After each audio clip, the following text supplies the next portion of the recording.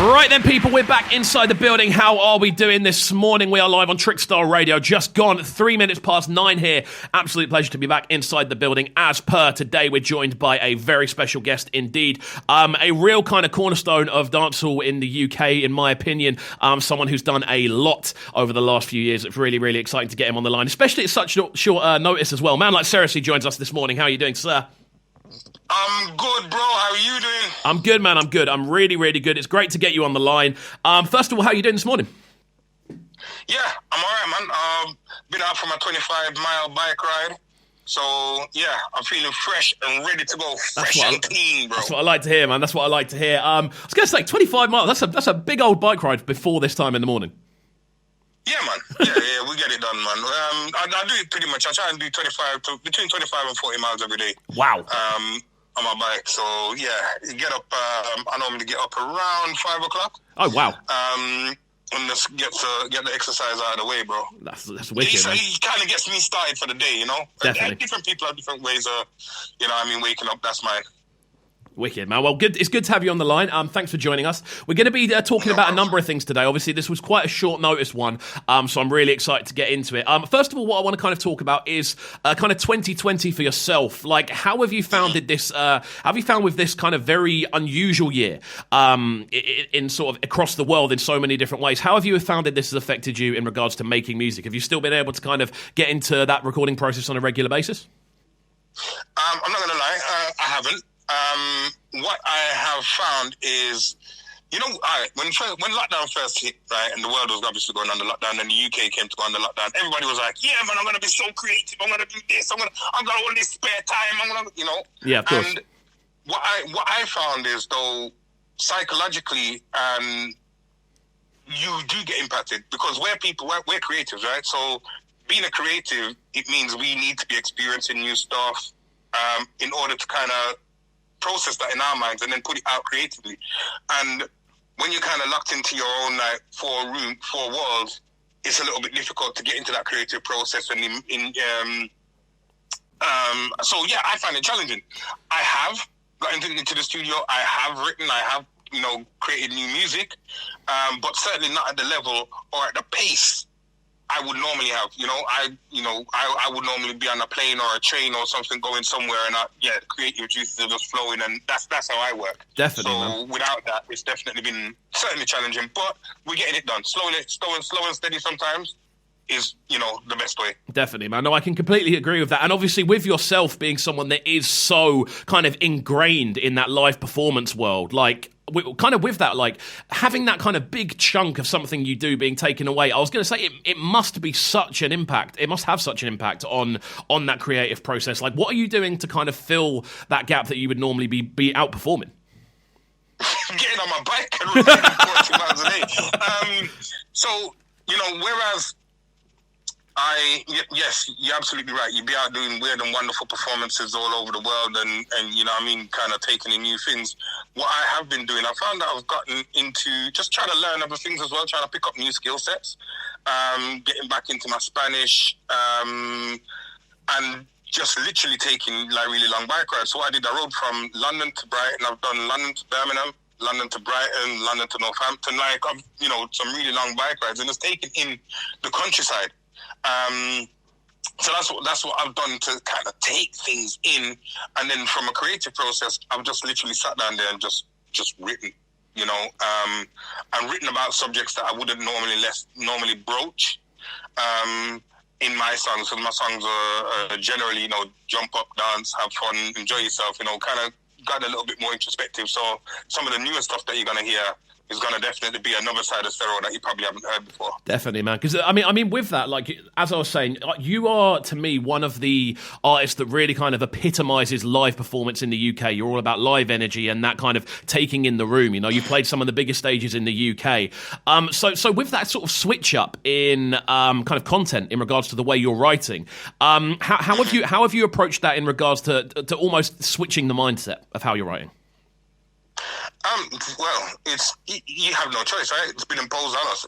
It's not something that everybody's in the same mood, aren't we? We are all annoyed. Yeah. Not annoyed. Annoyed's the wrong word, but frustrated. We're all because of this virus, we are all doing stuff that we wouldn't necessarily do in our ordinary day-to-day lives. You know, we wouldn't necessarily spend a weekend in the house. We wouldn't necessarily only go out for 1 hour a day. You know, all of these kinds of things. And now that we're back on the lockdown as well. So when it comes to switching up the process, I think what you're going to notice is a lot of the artists, a lot of your favorite artists within the next year, 18 months, their music's going to be reflecting exactly how we feel.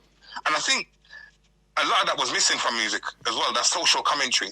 You know, that whole, this is what we're going through right now. You know, are you feeling what I'm feeling? And we're all in it together, because we are.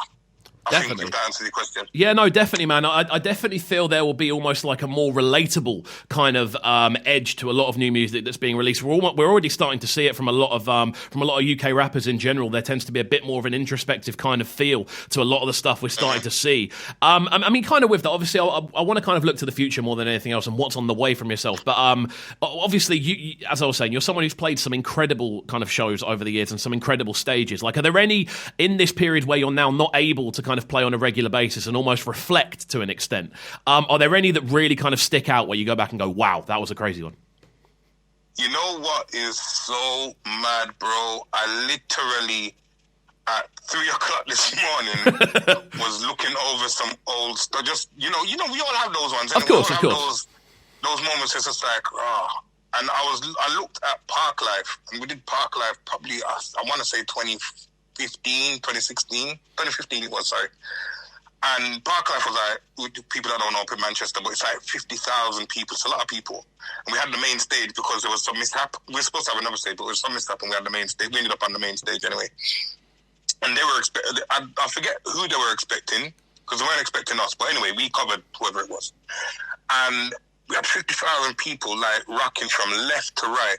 And there's the video footage of that just with us, even though they'd come to see a rock band. Just kind of getting them into what we were doing. It was me, Toddler T, and Shola Ama, etc. Playing dancehall, hip hop, etc. So quite like a different end, like a different end of the spectrum to an extent from what they were expecting. Completely different end of the spectrum, but getting those people into it enough to kind of just move and just rock with us. It was just one of the most amazing experiences I had.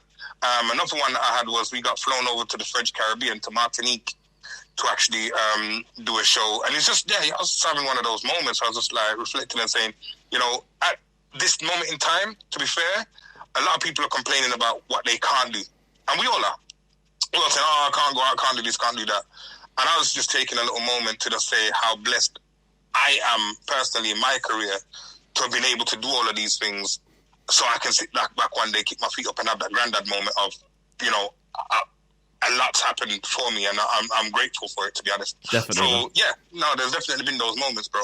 Definitely, man. I mean, it's been kind of awesome to see, and even hearing you kind of talk about it, you can hear the excitement in your voice, like about how excited, kind of looking back at that sort of period, kind of makes you feel. And obviously, with that, I don't want to linger too much on the past. Obviously, we want to move forward and look to what's happening. Obviously, we've got this new release dropping this weekend, which is actually the reason we've got you on the phone this morning. Talk about how the link up with Roska came together, because you've worked together a fair few times. Yeah, we worked together. I mean, I've known Roska from about 9, 10, that kind of time. But we'd known each other or known of each other, but we hadn't, you know, exchanged numbers or worked in or went to the studio or anything. And about 3 years ago, 4 years, bloody hell, 2016, we got together and did an EP, Roska and Serocee, we did our EP, and we had a tune on there called When I'm In My Zone, which kind of took off. And then we had another one called Gimme That, which again took off, which was a Spanish, UK kind of flex. And from that point forward, we just continued to work. It was experimental. Actually, let me rewind that.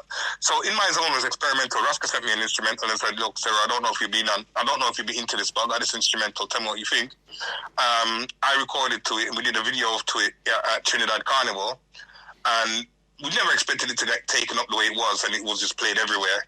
And then went on to us doing the EP, which went on to us doing more music, and we just continued to work together. So whenever he's got something that is like, yeah, I can hear you on it, he'll send it over, and we'll just kind of put that out. So now with obviously the intro, which is fresh and clean, which you've been playing, thankfully. Well, thank you for playing.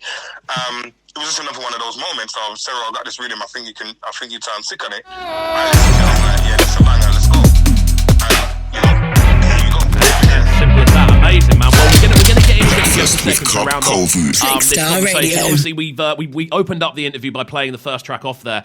Really, really cool. It's interesting to kind of hear Roska on that more sort of dancehall flex as well, and obviously you sitting so naturally over that sort of tempo. It was a link up that, like, listening to it, it's like this has made sense. This must have instantaneously made sense to do. Where the EP then takes a bit of a really interesting twist is when we then take in the Zed Bias remix. So, what are your thoughts on the remix? Love it. I said it's crazy because me and Zed, our relationship's mad. We don't talk very often, but when we do talk, it's like that friendship of you don't talk often, but when you talk, it's like there hasn't been a long period of time when you haven't spoken, kind of like that. And Roska said to me, "Oh yeah, I'm gonna send it off to Zed for him to do a remix," and I was like, "All right, cool, be interesting to hear Zed's spin on it." And it came back, and I sent Zed a voice note singing along to the remix that he made. And I was just like, yo, it's sick. And it was just, I think it probably would have been about 2 o'clock, 3 o'clock in the morning voice note, to be fair. So he must have thought I'd been on the rum, right? So a couple of days later now, he phones me and he says, yo, Sarah, I did a remix of that tune with you and Roska, you know. What did you think of it? I was like, bro, did you not hear the message? He's like, yeah, I heard you were just making a lot of noise and singing. I thought you were just drunk or something. I was like, no. Absolutely loved it, man. So I really, really loved it. I think Zed done it so much justice. So yeah, I think it's sick. Amazing, man. Well, we're gonna get into this one in just a second. Obviously, before we round up, I want to get a quick kind of summary from yourself. Like, what can we expect next from yourself? Because obviously, this is out tomorrow morning or tonight, however you want to say it. And then what's next from yourself, very quickly? Okay, so this one's out tonight, and then literally in the space of a few more days, I've got a new track called When I Lose coming out, produced by Toddler T. Myself, Mr. Bailey on that one. And then later on in the year, I got an EP dropping, and there's some other secret stuff there by some massive producers that is going to come out between now and Christmas that I've been sworn to secrecy on, but just keep yourself in tune and locked into the social. So as soon as I can tell you guys, I will certainly let you know what's coming out. But yeah, there's going to be some, I'll put it this way, some Christmas crackers. There we go. That's what I like to hear, man. Thanks for joining us this morning. It's been an absolute pleasure having you on the line. Thank you. Oh, good, bro. That's all, man. Let's go. We're going to get into this one now. Then this one is the Zed Bias remix of Fresh and Clean, or Intro, whichever way it's written down. Roska on the original alongside Serocee, who's joined us this morning. We'll chat soon, sir. Good to speak to you, and we'll speak in a bit.